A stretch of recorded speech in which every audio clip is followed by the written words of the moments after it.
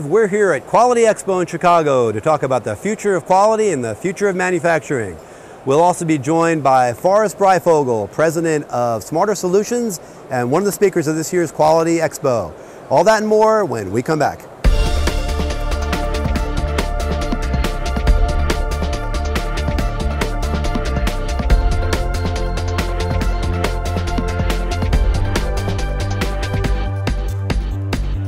Welcome back to Quality Digest Live for September 23rd, 2011. QDL is your weekly look at who and what is making the news in the world of quality. I'm Mike Richman, publisher of Quality Digest. Well, as I said, we're here at Quality Expo in Chicago, and I'm joined by my guest co-host this week, Jeff Dewar, who is the CEO of Millennium 360, Quality Digest parent company. So Jeff, you know what I like about this show? Again, we talked about ideas, that it's a show of creative ideas, people doing creative things and finding ways to succeed in business. And one way they really do that many times is through tools, obviously, through implementation of good tools and creative tools and ways to integrate different elements of their enterprise into a unified whole, which is a great segue for our guest that we have on this week's episode of Quality Digest Live, Forrest Breyfogle. And Forrest is the CEO and president of Smárter Solutions in Texas. And Forrest is also one of the speakers at this year's Quality Expo. So, Forrest, thank you for joining us. Thank you for having me, Mike. Jeff? Welcome, Forrest. Now, tell us a little bit about Smárter Solutions. Well, Smárter Solutions started one in 1992, so somewhat of an old company after I had a 24-year gig with IBM, and where the last 12 years I was an internal statistical consultant. And I thought there really needed to be a method of putting everything together. And so that's what my really big thing is. And I've kind of grown up a lot since 1992, and now I'm moving it to more of a business system and not just doing projects. Because I think sometimes we work on process improvement projects where we're answering the wrong question to the third decimal place. Yep. Now, as part of my preparation for this, I looked at some of your background and some of the philosophies that you hold and some of the services that you provide. And could you give us sort of a brief evolution of how you see the quality movement and how it's moved, say, over the last 30 years? Well, I think we've had a lot of things that's happened. We've had quality circles, you know, we're doing Six Sigma, we had TQM, we're doing Lean, and we're working on a lot of process improvement efforts, but you know who gets laid off when times get tough within a company? It's often the practitioners that are doing process improvement. So what's wrong with that picture? Are we training all these black belts and master black belts, but often it's just up to them to go get the projects done. Management's not asking for the project. So I think that there's something wrong with that picture. And what we really need to do is do something fundamentally different where we integrate process improvement efforts to the overall business system, which includes scorecards and strategic planning. Now, when you say that the management is not looking for those projects to be done, you mean that the black belts are out there actually looking for projects but are not necessarily aligned to the strategy or strategic interest of the company? Well, that can be part of it, but even if they're assigned to a project, often after it gets started, it's just up to them to get it done. What I really think needs to happen is that we have the scorecards that are really run, and I want to have them predictive, so that the manager of the process is asking for the projects to get done. And I just don't see that happening. You know, you mentioned predictive, and I think that's a great term because you used a phrase when we were chatting yesterday a little bit that, you know, you can't drive your car by looking in the rearview mirror, and a lot of these, a lot of the charting, a lot of the analysis that people do are really trailing indicators. So, you know, what you're really working on is the idea of trying to come up with leading indicators, the indicators that can tell you what's going to happen if you continue to do things the way that you're doing them. And that's what I found really interesting about your plan, your program. Yes, and one of the slides I'm going to present is showing why the red, yellow, green scorecards can lead to a lot of firefighting. You know, when it's red, oh my gosh, let's get out there and beat up on somebody, get somebody wrecking on. Oh, green, it's going in and bring out the champagne. But in my presentation, I show one that's a true scorecard, a red, yellow, green scorecard, when it's toggling between red, yellow, and green, but in reality, it's all common cause variability. Now, the beauty of this predictive scorecard system is you're using history, but you're going back in time using what I call 30,000-foot level metrics. And now, if you've got a recent region of stability, you can consider that data from that point, that recent region, to be a a random sample of the future.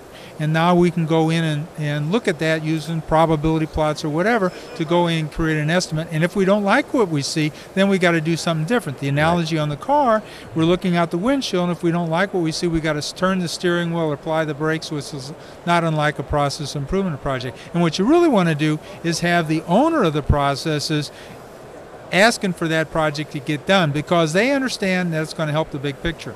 I think when people think of the application of statistical process control, they tend to think of, for example, manufacturing process, although certainly it's applicable to service delivery and so on. But as I understand what you're doing, you're taking and really applying it to management processes and strategic processes. Can you talk about that a bit? Yes, typically what we have in SPC, control charting, is to do what it says, control the process. So the idea is what we're looking for special cause situations, and what we want to do is stop the presses if we get a special cause situation and fix a problem. That's not what this is. This is what I call 30,000 foot level, like an airplane. You're not getting involved in the details of it. If there's difference between machines, operators, or even days of the week, we consider that to be a source of common cause variability, and we don't want to react to all that. And so we're looking at using an individual's chart as opposed to an X bar, R chart, and P chart to really go in and give us a handle on what that should be. And so it's a really different way of using control charts to assess stability of the process. But the people that would use that predictive process would be typically executives and senior managers. How do you get them to really understand the value of statistical analysis as applied to management processes, as opposed to them trusting their statisticians on staff and their manufacturing engineers to really take care of those sort of processes? Well, that's one of the real challenges you have. I don't expect the CEO to be able to create these charts, but I wanted them to be able to read these charts. Now, one of the challenges you have is whenever I presented just recently at the CFO conference, there was a lot of presentations, and what they were trying to do is create data so that now we manage to those data. That's managed into the Y's. But really what you want to do is manage into the X's. So you know what it's called when you manage into the Y's? It's called management by hope. And you don't want to do that. You really want to go in and look at the Y values, because that's what you're going to get. And if you don't like what you see, you got to change the X's and the process itself. Now that's a very different way of managing the business. We tend to go in and set goals and variances to goals, but in reality we can go in and start playing games with the numbers and lead to a lot of unhealthy behaviors. And part of the problems I think we got in our financial crisis is behaviors, because of what we're doing is variances to goals. And so what I'm suggesting, we just need to do something fundamentally different in our overall business system. And where do you draw your data from? How widely dispersed, or what's the breadth of the different kinds of data that you collect that would be drawn into this whole analysis? Well, I think it's really important to start with what I call the enterprise value chain. This is describing fundamentally what you do. You develop product, you market product, sell product, produce, deliver, invoice, and collect, and then report to financials. Very high level metrics. And then what you want to do, each of those functions, you want to figure out what's a reasonable metrics from quality, cost, and time. Notice how these metrics are not going to change over time, no matter who the leadership is. You're also going to have support groups. You're going to have things like IT and HR, and those are going to have those metrics too, relative to quality, cost, and time. Legal services as well. Legal services, labor relationships, all those functions, because that's really important to look at them all. And now you're getting a big picture assessment. Notice now the organization chart is subordinate to the value chain. So if you reorganize, you're going to be fundamentally doing the same thing. And that's what I want to look at, those quality, cost, and time metrics in a predictive manner, so that now we can see if what we're looking at out the windshield, if we don't like what we see, then we're going to have to do something fundamentally different. See, I like the integrated nature of that, because you talk about that and talk about tying together all of these very important metrics, and many times we don't. We have a very narrow view of what improvement means, and you can improve, one little tiny piece of the puzzle. You can use the analogy to say, well, gosh, you can fix the window pane on the third floor, but it doesn't matter if you got to knock down the whole house, right? I mean, being too concerned about the small picture really can many times get you in serious trouble, because what you're talking about is looking at the entire enterprise in an integrated approach and making sure that the entire enterprise is going in the right direction and is profitable. Profit is always the number one bottom line here, obviously. And I'll give you an example that builds upon what you just said. I was a keynote at a defense contractor, and the general manager is saying we're doing lean, lean, lean, lean. I said, well, that's great. So I looked at the facility, and boy, they were doing a great job in lean. I told them so. I said, but I noticed you got an awful lot of idle equipment. What are you doing to improve your sales and marketing process? As in blank stare. Well, that's your obviously bottleneck. Yeah, right. And so now you can do a great job in lean or whatever for process improvement, but you can go out of business doing it. Now, it seems to me, and I don't mean to sound too grandiose in this way, but being a bit of a fan of Stephen Hawking, and it seems like you're talking a little bit as though you're trying to create a sort of unified field theory for running a business. You know, in terms of the totality, the holistic view of the entire process, not just concentrating on, you know, the finance component or the strategic planning component or the manufacturing component, but the entire enchilada. Yeah, it's exactly what I'm trying to do here, because I just, at the CFO conference, Thomas Davenport, who's written a book on analytics at work, you know, and he's written pretty popular books on this sort of topic. But the question is, where do you go in and focus your efforts? I'm all for analytics, but you need to have an orchestrated system for pulling it all together. And otherwise, you can go in and lead to siloed projects and siloed effort. Or even talks about, in his book, an orchestrated system, or you can get analytical fiefdoms, and that's not good either. So you want to put it all together, and I think that's very important, and I think that's what often happens with our current business system. That's just something that's lacking. Yeah, I mean, these are all sins that have been apparent and have been apparent for quite a while. Are you seeing these problems more in American organizations versus Asian, Japanese organizations? It would seem to me that the DNA of many American companies, many American managers, is more of a firefighting, intuitive, gut-level approach, and I don't want to cast any aspersions on anyone out there in our audience, but it seemed to me that paradigm holds true a little bit of Japanese company versus an American company. Would you comment on that? Do you think that's true? Well, I think certain cultures, we want to have a leader that's going to take charge. If a company really gets in problems in the United States, we go in and what do? Try to hire a new CEO to fix the problem. They're going to bring their cronies in, and now does that really go in and fix the problem? More often than not, it doesn't. What I'm suggesting, you really need to have a business system that pulls it all together, and that's can be difficult in certain cultures, not only the United States, but other parts of the world as well. Yeah, absolutely. I think it's interesting. I mean, you know, these are discussions that we have all the time, and amongst ourselves and our readers too, that comment about, well, you know, are there differences in cultures? And if there are differences in cultures, well, what can you do about it? A culture's a culture, right? I mean, but, you know, all of us have to be advocates, right? And that's another thing that you mentioned is people have to be advocates for this in their own organization, and they have to try to carry that message upward, because many times I think it becomes not literally, but in some way a finger pointing. That the management says, well, that's the quality guy's job to do that. And the quality people say, well, that's management that has to do that. They have to lead us there. But I mean, everybody's got to take the role and the responsibility of taking ownership for it and saying, well, I'm gonna make sure that the right people in my organization know what the problems are, what I see, and maybe some suggestions about how to handle them as well. And let me just add, you know, kind of a side question to that is, when you're talking with organizations about this, particularly at the executive level, what's their reaction as to who should, not necessarily spearhead this, but who should carry the burden of the day-to-day work in actually implementing this integrated enterprise excellence? Well, I think that's one of the challenges we might have. We don't really have anyone taking this on. Could it be a quality manager? It sure could be, and that's the reason we presented the CFO conference, because maybe they're the right ones too. It could be in their department too. But I think it depends upon really the individual.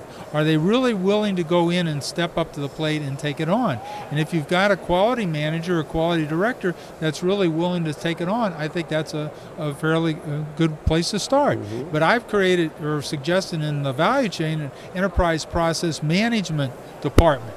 Okay, so that's the one that's responsible for pulling it all together, and of which part of it is doing projects, part of it's quality, but you're also looking at on-time delivery and basically orchestrating the whole thing together. Now, what's the best group to take go up to the plate to do that? Well, I think it can depend upon the organization, and also depends upon the individuals. Are they willing to do that and take that on as a challenge? Maybe it's akin to when the whole TQM movement started, that a lot of organizations did not put that movement resident in the quality department. It was often separate from that, but yet many of the prospective managers who then populated those positions came from quality. As you said, they stepped up to that position because they showed that interest. Not necessarily a foregone conclusion that, well, we're going to just hire quality people into those roles, but it was those individuals who are willing to take the risk. And I wonder if, because it doesn't have the name quality in it, TQM, of course, had the fortunate advantage of having the word quality in its name, so obviously the quality department, QA guy, and so on, natural sort of a career progression. But would a typical and ambitious quality manager today see himself or herself move career-wise in that direction to something with an entirely different title, like Integrated Enterprise Excellence? Yeah, I think that's very viable. I mean, one of the things about quality, we're having the tools. We got the tool set. What I'm suggesting is we take the same tool set we often apply in projects, but we use that part of the decision making, whether we ought to close this plant or hire more people or whatever. And also how we're actually going to create strategies. Because a lot of times we're not creating strategy using the tools that we often talk about. Fishbone diagrams and cause and effect matrix, and those sorts of tools can be really valuable. And also even some of the analytics that we have along the way, analysis of variance, analysis of means, regressions, and so on. Those sorts of tools can also be applied at the business level, but I don't see that happen as much as I think it should. Boy, it's funny how often it comes down to this thing we talk about all the time, the future of quality. What is the future of quality? What is the future of this profession? What is the future of the word itself? What is, where's it going to, we don't know. I bet every single viewer out there now wants an answer to that question. Yep. I think you're right. I think that's, and it's an excellent question. And you know what? I don't have the answer. I mean, but it's a discussion that we want to continue to have, and certainly we encourage the folks out there to write us at QDL@QualityDigest.com, and or just comment on the bottom of this player page. We have a comment button, and you can let us know what you think. If you want to speak to Forrest, we'll make sure we forward your comments over to Forrest and get the discussion going, because I think that's really part of what we're trying to do here with our Quality Digest daily newsletter, as well as QDL, this TV show, that we're trying to foster the discussion and move it forward. So. And I'd love to take this discussion further with you as well. I know, I have no doubt it's something our viewers and our readers want to hear more about in terms of the evolution of their own and how it might affect their careers. Forrest, thank you for joining us. Good program today with Forrest, and I think it's we're certainly looking forward to talking to you more, and again continuing the discussion with our readers and our viewers as well. So thanks Forrest. Thanks for joining us on the show. Thank you for having me.